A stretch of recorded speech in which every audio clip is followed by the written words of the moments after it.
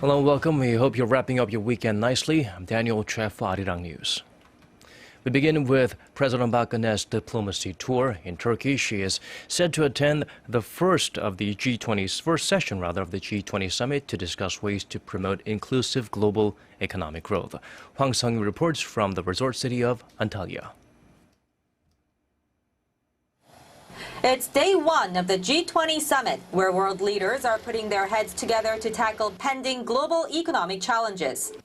The first session of the G20 summit focuses on inclusive growth, with discussions on the global economy, growth strategy, employment, and investment. The leaders will also review the progress of growth strategies laid out at last year's meeting in Australia, where they set a goal of an additional 2% increase in combined GDP by 2018. Ahead of the first session, the leaders discussed development and climate change at a working lunch. There, President Park urged the G20 members to work toward the successful adoption of a new international agreement on climate change. World leaders are scheduled to meet in Paris in 2 weeks for the UN Climate Change Conference.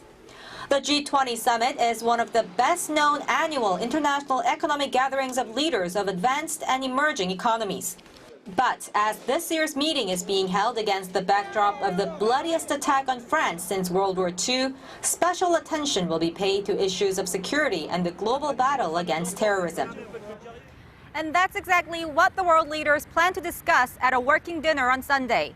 There, President Park is expected to call on the G20 nations to join global efforts to counter terrorism.